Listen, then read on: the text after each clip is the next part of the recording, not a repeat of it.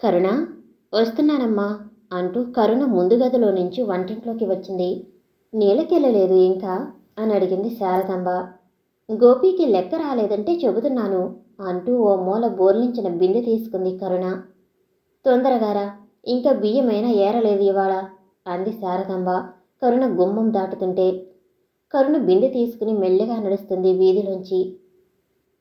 యువరాణి బయలుదేరిందో ఈ కోనేటికి అంటూ పక్క నుంచి వెళ్ళిపోతూ అన్నాడొక యువకుడొకడు. గబగబా అడుగు వేసింది కరుణ. వెనకాల నుంచి వెకిలి నవ్వులు వినిపించాయి. మరి 10 అడుగులు వేసేసరికి బజారు నుంచి సరుకులు తీసుకొస్తున్న గౌరీ కనిపించింది. గౌరీ చేతిలో ఉన్న సంచి నిండా సరుకులున్నాయి. ఏం గౌరీ, బజారంతా కొన్నట్టున్నావే అని అడిగింది కరుణ. పట్నం నుంచి బాబుగారు వచ్చారుగా, ఆయనకి వంట చేసి పెడుతున్నాను రోజు. ఆరికి ఈ సరుకులన్నీ అంది గౌరీ. అందుకనే అన్నమాట మా ఇంటికి రావటం కూడా మానేశావు అంది కరుణ. గౌరీ నవ్వింది. ఇద్దరూ మాట్లాడుకుంటూ చెరువు దగ్గరికి వచ్చారు. కరుణ ఆగిపోయింది. గౌరీ, వస్తానండమ్మా అంటూ వెళ్ళిపోయింది. అప్పటికి సాయంత్రం 6 గంటలవుతుంది. అస్తమించే సూర్యబింబం కాంతులు చెరువులోని నీళ్లలో పడి నీళ్ల మీద సింధూరం చల్లినట్టు మెరుస్తున్నాయి. కరుణ మెట్లు దిగి బిందె నీళ్లలో కడిగి ఆ నీళ్లు తప్పించి బిందె నింపి గట్టు మీదకొచ్చింది. సరిగ్గా ఆ సమయానికి ఎవరో యువకుడు అటువైపు రావటంలో ముందుకు కదలబోయిన కరుణ బిడియంగా ఆగిపోయింది. అతను ఆమెను చూస్తూ ఉండిపోయాడు. లేత పసిమిఛాయ కోలమొహం, పల్చని చెంపలు, విశాలమైన ఫాలభాగం, చిన్న పెదవులు, విశాలమైన కళ్ళు, గాలికి చెంపల మీద కదలాడే వంకుల జుట్టు, అన్నీ కలిసి సమ్మోహన రూపంగా ఉన్న కరుణనే చూస్తూ ఉండిపోయాడు తను. కరుణకు అతని చూపులు చిరాకు కలిగించినట్లు ఒకసారి కళ్ళు చిట్లించి కదిలించింది. అప్పటికి చలనం వచ్చిన వాడిలా అతను పక్కకు తప్పుకున్నాడు. కరుణ గబగబా వెళ్ళిపోతుంటే బిందెలోని నీళ్లు తొణికి అతని మీద పడటం, అతను అరే అని అప్రయత్నంగా అనటం, కరుణ వెనక్కి తిరిగి చూడటం లిప్తకాలంలో జరిగాయి. ఓ, చూడలేదు అంది కరుణ సంజాయిషీగా. అతను చిన్నగా నవ్వుతూ పర్వాలేదు అన్నాడు, చొక్కా మీద పడిన నీటిని వేలికొనలతో దులుపుతూ. కానీ నెమ్మదిగా వెళ్ళండి అన్నాడతను అదే నవ్వుతో మళ్ళీ. కరుణ సిగ్గుపడిపోయింది ఆ మాట వినగానే. గిరుక్కున వెనక్కి తిరిగి ఇంటివైపు నడవటం ప్రారంభించింది. అతను కరుణ కట్టుకున్న చీర నూలు చీర కంటిని కనిపించేంత వరకు అలాగే చూస్తూ నిలబడిపోయాడు.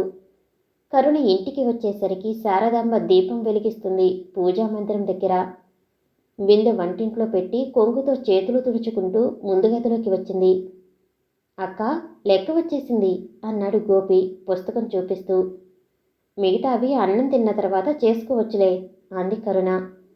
బియ్యం డబ్బాలోంచి బియ్యం ఇన్ని చేటలో పోసుకుని రాళ్ళు ఏరుతూ కూర్చుంది కరుణ. ఎవరతను? ఈ ఊరి మనిషిలా కనిపించటం లేదు. గౌరి చెప్పిన పట్నం నుంచి వచ్చిన ఆయన అతనేనా? అక్క అన్న పిలుపుకి కరుణ ఆలోచనలు చెదిరిపోయాయి. నేను రాము వాళ్ళింటికి వెళ్ళి సైన్స్ నోట్స్ తెచ్చుకుంటా అన్నాడు గోపి. చీకటి పడిన తర్వాత ఇల్లు కదలొద్దని చెప్పలేదు అంది కరుణ కాస్త చిరాగ్గా. ఇందాకటి నుంచి లెక్కలు చేసుకుంటూ మర్చిపోయాను. రేపు నోట్స్ చూపించకపోతే బల్ల ఎక్కాలి స్కూల్లో అన్నాడు గోపి. అన్నీ అర్జెంటు అన్నట్లే చెబుతావురా. ఇప్పుడు 5 నిమిషాల్లో వచ్చేస్తాను అంటూ తూనీగిలా బయటకు పరిగెత్తాడు గోపి. జాగ్రత్తగా వెళ్ళు అన్న కరుణ మాట కరుణ నోట్లోనే ఉండిపోయింది. అరగంట తర్వాత కరుణ వంటింట్లో తల్లికి సాయం చేసి వచ్చి వరండాలో కూర్చుంది వారపత్రిక పట్టుకుని. గోపి దీక్షగా రామునడిగి తెచ్చుకున్న సైన్స్ నోట్స్ చూసి వ్రాసుకుంటున్నాడు. వారపత్రిక పేజీలు తిరగేస్తున్నదన్న మాటే కాని కరుణ లోపల కలుగుతున్న ఆలోచనలను అరికట్టలేకపోతుంది. తన ఉద్యోగ ప్రయత్నాలు ఈ జన్మకి ఫలించేటట్టు లేవు. ఉద్యోగం వచ్చే వరకు ఈ చాలి తిండి, ఈ దరిద్రం, ఈ పడిపోయే ఇల్లు, అమ్మ అనారోగ్యము ఇలాగే ఉంటాయా? తను వాళ్ళ ధర్మాన వీళ్ల ధర్మాన డిగ్రీ చదివి పాస్ అయ్యి 2 ఏళ్ళయింది. ఇంతవరకు 100 ఉద్యోగాలకైనా ప్రయత్నం చేసింది. ఏ ఒక్కటి కలిసి రాలేదు. ఉన్న 2 ఎకరాలు తన చదువుకే తాకట్టు పెట్టి ఉన్నాయి. అది ఎప్పటికైనా విడిపించుకోగలరా తాము? గోపి భవిష్యత్తేమిటి?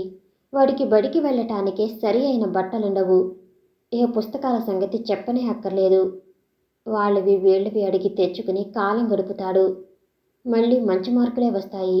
హ్మ్, ఏమిటో తీరికగా కూర్చుని తను ఎన్నిసార్లు ఇలా ఆలోచించలేదు. ఆలోచనలతో ఇవన్నీ పరిష్కారం అవుతాయా తన పిచ్చి గాని. కరుణ లేస్తుంటే, కరుణ, గోపిని కూడా రమ్మను అన్న తల్లి పిలుపు వినిపించింది. గోపి అని పిలిచింది కరుణ.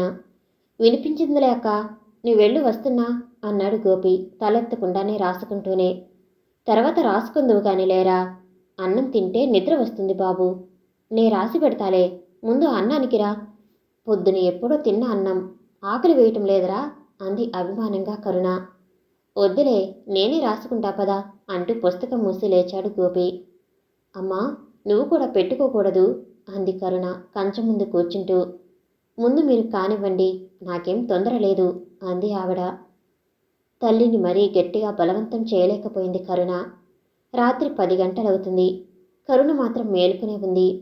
ఆమె చాపకు కాస్త దూరంగా గోపి, శారదాంబ నిద్రపోతున్నారు. ఆమె కళ్ళు తెరిచి ఇంటి కప్పు కేసి చూస్తుంది. 25 ఏళ్లు వచ్చాయి తనకి. ఇంకా అమ్మకి తను బరువుగానే ఉంది. తన వల్ల ఆవిడకు కష్టమే తప్ప సుఖం లేదు. తన పెళ్లి గురించి ఆవిడ అనుక్షణము దిగులు పడుతుంటే తను ప్రతి క్షణము తన ఉద్యోగం గురించి ఆలోచిస్తుంది. ఈ రెండూ జరగనివేనా? ఎప్పుడో అర్ధరాత్రి దాటిన తర్వాత ఆమెకు నిద్ర పట్టింది. తెల్లగా తెల్లవారింది. కరుణ లేచి స్నానం చేసి అద్దం ముందు నిలబడి బొట్టు పెట్టుకుంటుంటే వీధిగేటు తీసుకుని ఎవరో లోపలికి రావటం కనిపించింది. గోపి బడికి వెళ్లే హడావిడిలో ఉన్నాడు పుస్తకాలు సర్దుకుంటూ. శారదాంబ వంటింట్లో పనిలో ఉంది. గేటు తెరుచుకుని లోపలికి వచ్చిన అతన్ని చూడగానే కరుణ కళ్ళు ఆశ్చర్యంతో వెడల్పయ్యాయి.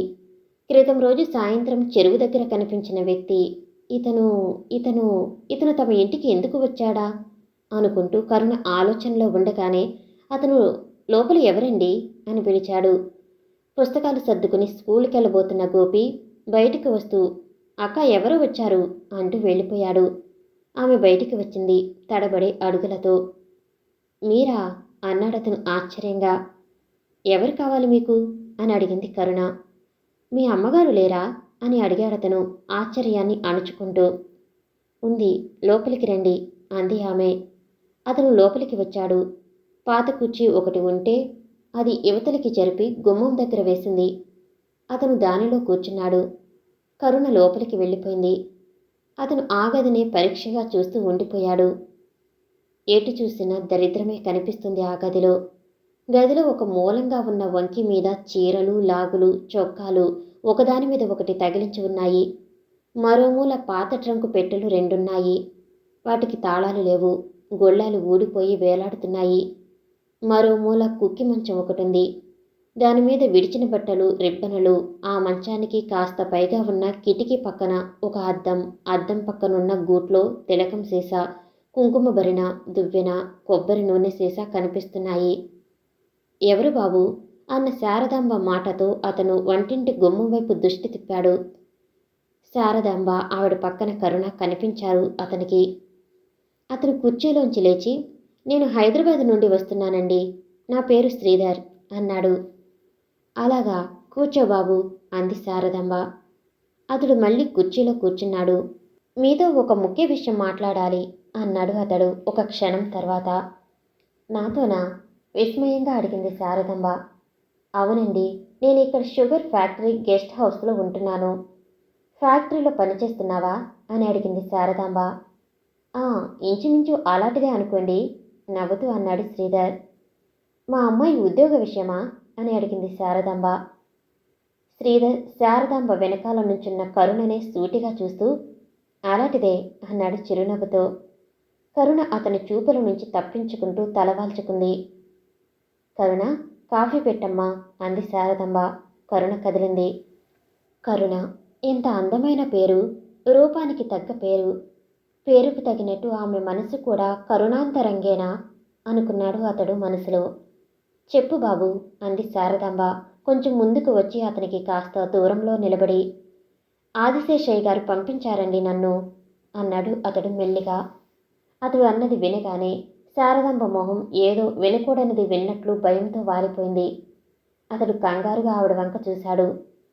నువ్వు ఆదిశేషయ్య గారి అబ్బాయివా అని అడిగింది ఆమె కాసేపైన తర్వాత.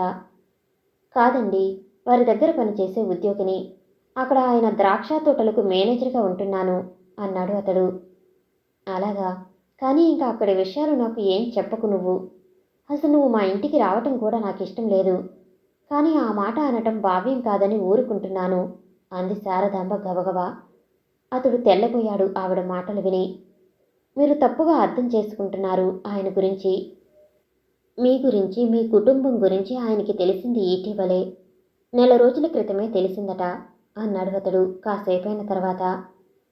దయచేసి ఇంకేం చెప్పకు బాబు అని శారదాంబ అంటుండగానే కరుణ కాఫీ పట్టుకు వచ్చింది. శ్రీధర్ మౌనంగా అందుకున్నాడు గ్లాసు. శారదాంబ లోపలికి వెళ్ళిపోయింది. థ్యాంక్స్, కాఫీ చాలా బాగుంది అన్నాడు శ్రీధర్ ఒక్క గుక్క తాగి. కరుణ చిన్నగా నవ్వింది. మీది చాలా అందమైన పేరు అన్నాడతను ఆమెనే చూస్తూ. కరుణ చురుకుగా చూసింది అతని వంక. ఓ, మీకు కోపం వస్తే క్షమించండి అన్నాడు అతడు కంగారుగా. కరుణ మొహంలో తిరిగి నవ్వురేఖలు విరిశాయి. ఖాళీ గ్లాసు కింద పెడుతూ, మీతో ఒక విషయం మాట్లాడాలి. మీకేమైనా అభ్యంతరమా అని అడిగాడు శ్రీధర్. నాతోనా అని అడిగింది ఆశ్చర్యంగా కరుణ. అవును, నిజానికి మీ అమ్మగారికి చెప్పవలసింది. ఆవిడ ఇష్టం లేదన్నారు. నే చెప్పింది శాంతం విన్న తర్వాత సాయంత్రం మీరు చెరువుగట్టుకు వస్తే చెబుతాను. ఇలా అడుగుతున్నానని ఏమనుకోకండి. మీకు చాలా ఆప్తులు కావలసిన వాళ్లే పాపం. నన్ను సందేహించకండి. నేను మరే ఉద్దేశంతోనూ మిమ్మల్ని పిలవటం లేదు అన్నాడతను గబగబా. కరుణ మౌనంగా వింటూ ఉండిపోయింది. వస్తారుగా సాయంత్రం, మీకోసం ఎదురు చూస్తూ ఉంటాను. మరి నే వెళుతున్నాను, మీ అమ్మగారితో చెప్పండి అంటూ కదిలాడు అతడు. 30 సంవత్సరాల క్రితం ఆదిశేషయ్య గారు మంచి వయసులో ఉండగా ఆయన తండ్రి వీరభద్రం గారికి హైదరాబాదులో పెద్ద బట్టల కొట్టు ఉండేది. వీరభద్రం గారికి ఆదిశేషయ్య ఒక్కడే సంతానం. కొడుకుని ఇంటర్ పాస్ అవగానే వ్యాపారంలో పెట్టాడు ఆయన. ఆదిశేషయ్య గారికి కొన్నాళ్లు పోయిన తర్వాత ఆ బట్టల వ్యాపారం విసుగు పుట్టింది. అందులో తను బుర్ర పెట్టి శ్రమపడవలసినదేమీ కనిపించక తనకు తగినంత పని లేదని బాధపడేవాడు. ఆ వయసులో వీరభద్రం గారి స్నేహితుడొకడు ఊరి చివర పొలాలు కొని వాటి ఇళ్ల స్థలాలుగా అమ్మే వ్యాపారం మొదలుపెట్టాడు. అది ఆదిశేషయ్యని బాగా ఆకర్షించింది. ఏ వ్యాపారాన్ని అయినా కొన్నాళ్ళు మనం జాగ్రత్తగా పోషిస్తే ఆ తర్వాత అదే మనల్ని పోషిస్తుంది కూర్చోబెట్టి. బట్టల వ్యాపారానికి తను ఉన్నా లేకున్నా పర్వాలేదనుకుని ఆదిశేషయ్య గారు తన ఇళ్ల స్థలాల అమ్మకంలో ప్రవేశించాడు. హైదరాబాదు చుట్టుపక్కల స్థలాలు ఆ రోజుల్లో చాలా చవకగా వచ్చేవి. 100 ఎకరాలు కొనడం, వాటిని ఫ్లాటులుగా అమ్మటం మొదలెట్టిన తర్వాత ఆదిశేషయ్య గారికి అందులో అంతా లాభమే కనబడింది. చాలా కొద్ది రోజులకే అందులో ఆయన ప్రావీణ్యత గడించాడు. వీరభద్రం గారు కొడుకు తెలివితేటలకు మురిసిపోయాడు. తనకి తన కొడుకుకి ఉన్న తరాల అంతరం కొడుకు అభివృద్ధికి తోడ్పడినందుకు ఆయనకు చాలా ఆనందమే కలిగింది. ఫ్లాటులు కొని అమ్మే వ్యాపారంలో ఆదిశేషయ్యకు ఒక ఊరు అని ప్రత్యేకంగా ఏమీ లేదు. ఏ ఊళ్ళో చవకగా దొరికితే ఆ ఊళ్ళో కొనడం, దాని మీద లాభం వస్తుంది అని తెలవగానే అమ్మేయటం. ఆ వ్యవహారాల్లో అనేక ఊళ్ళు తిరిగేవాడు ఆదిశేషయ్య. అలాంటి పని మీదే ఒకసారి మార్కాపురం వెళ్ళినప్పుడు అక్కడ ఒక కుటుంబంతో పరిచయం ఏర్పడింది అనుకోకుండా. శారదాంబని తొలిసారిగా ఆయన అక్కడే చూశాడు. శారదాంబ తండ్రి సోమయాజి స్కూలు టీచరు. అనుకోకుండా ఆ కుటుంబంతో ఆదిశేషయ్యకు ఆయన పరిచయం గాఢ స్నేహంగా మారింది. తరచూ అతను మార్కాపురం వస్తుండటంతో తప్పనిసరిగా వాళ్ళింట్లో 1 రోజో 2 రోజులో ఉండాల్సి వచ్చేది. కుందనపు బొమ్మలా కనిపించిన శారదాంబను చూసినప్పుడల్లా కాసేపు తన వ్యాపార వ్యవహారాలు ఆదిశేషయ్యతో చనువుగా ఉంటూ రావటం, యవ్వనపు ఒత్తిడితో ఆయన శారదాంబను పెళ్లి చేసుకుంటానని వాగ్దానం చేయటం, శారదాంబ తన సర్వస్వం అతనికివ్వటం, సోమయాజి గాని ఇంట్లో వాళ్లకు గాని పసిగట్టడానికి వీలు లేకుండా జరిగిపోయాయి. శారదాంబ ఆదిశేషయ్య మాటలు నమ్మి అతని రాక కోసం ఎదురు చూస్తూ ఉన్న సమయంలో ఆదిశేషయ్య తండ్రి వీరభద్రం గారు అవసాన దశకి వచ్చేశారు.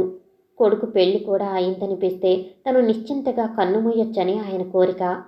ఆదిశేషయ్యకు తెలియకుండానే ఆయన సంబంధం తను అంతస్తుకు తగ్గ సంబంధం స్థిరపరిచారు. ఆదిశేషయ్యకు ఆ సంగతి తెలిసి తండ్రితో ఏ విధంగా ఆ పెళ్లి వద్దని చెప్పాలో అర్థం కాక ఊరుకుండిపోయాడు.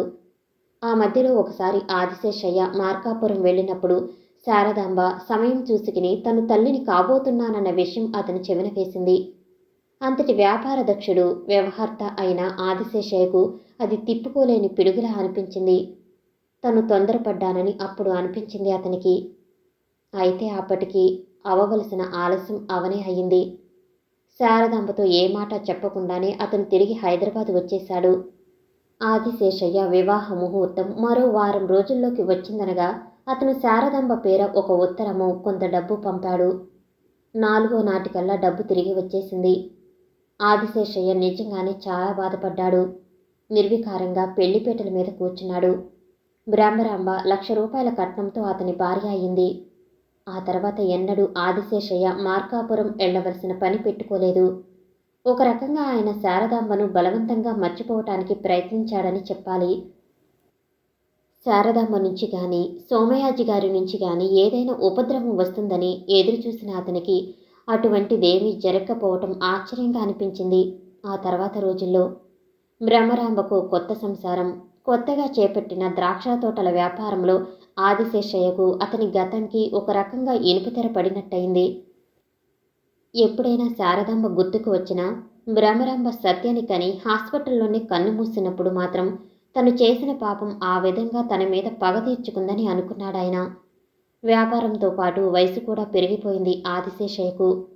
మార్కాపురంలో పంచదార చవకగా వస్తుంటే కొని దాని మరామత్తుల విషయంలో కొత్త మేనేజ్మెంటు పెట్టే సందర్భంగా 4-5 సార్లు వెళ్ళి రావాల్సి వచ్చింది అక్కడికి. అదంతా 6 నెలల క్రితం సంగతి. అలా ఒకసారి ఆయన మార్కాపురం వెళ్ళి వస్తుంటే అనుకోకుండా శారదాంబని రామాలయం నుంచి వస్తుంటే చూడటం తటస్థించింది. ఒక్కసారి ఆయనకి ఎన్నో ఏళ్ల నాటి గతం కళ్ల ముందు కదిలినట్లయింది. ఎవరికీ అనుమానం కలగకుండా శారదాంబ కుటుంబం గురించి వివరాలు సేకరించగలిగాడు. కరుణ తన కూతురని, గోపి శారదాంబ చెల్లెలు కొడుకని తెలిసింది ఆయనకి.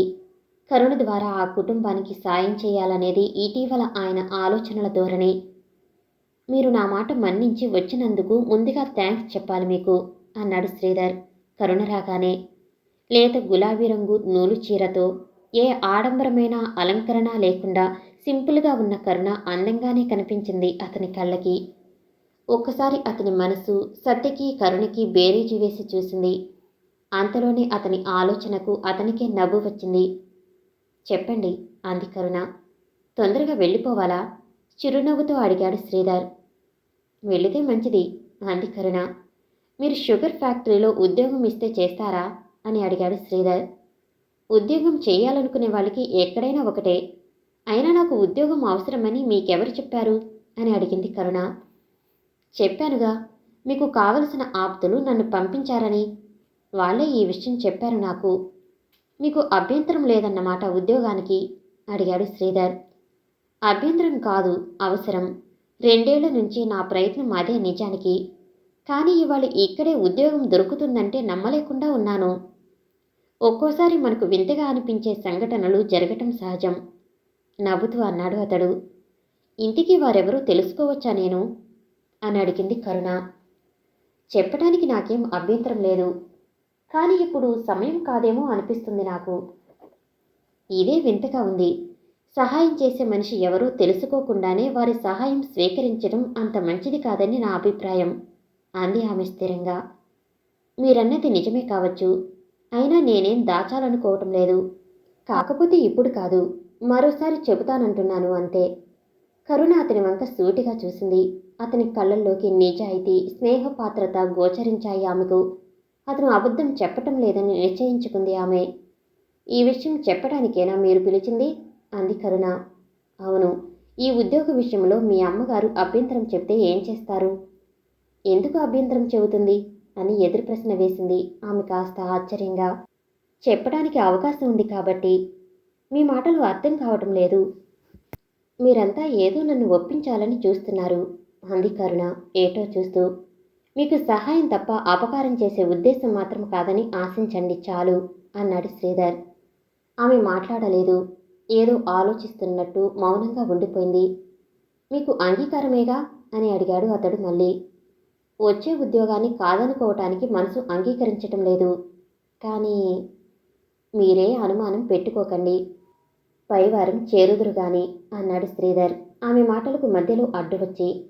ఆ తర్వాత అతను కరుణకి ఇచ్చే ఉద్యోగమేమిటో, వచ్చే జీతమెంతో వివరాలు చెప్పాడు. ఆమె వింటూ ఉండిపోయింది.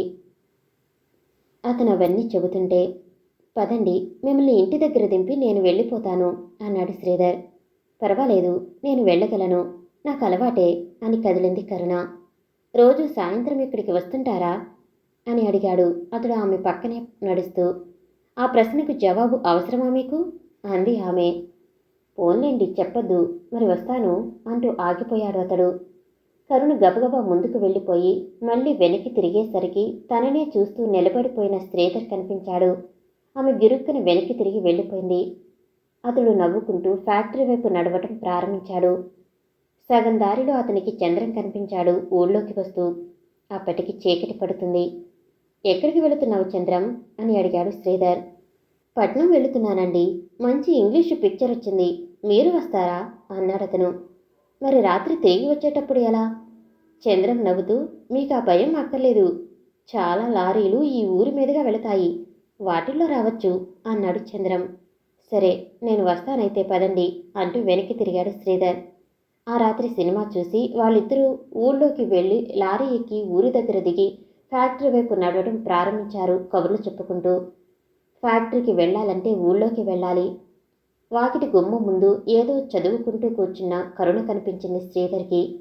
అప్రయత్నంగా అతని కాళ్ళు ఆగిపోయాయి. పక్కన చంద్రం ఉన్నాడన్న మాట కూడా మర్చిపోయి అలాగే నిలబడిపోయాడు. దీపం కాంతి ఆకుపచ్చని చెక్కిళ్ళ మీద పడి వింతగా మెరుస్తున్నాయి. ఏమిటి ఆగిపోయారు అని అడిగాడు చంద్రం. బూటుతాడు వదిలైంది అంటూ వంగి సర్దుకున్నట్టు నటించాడు శ్రీధర్. గెస్ట్ హౌస్ చేరుకున్నాక మంచం మీద పడుకున్నాడన్న మాటే కానీ శ్రీధర్కి నిద్ర రావటం లేదు. కళ్ళ ముందు అందమైన కరుణ రూపము కదులుతుంది.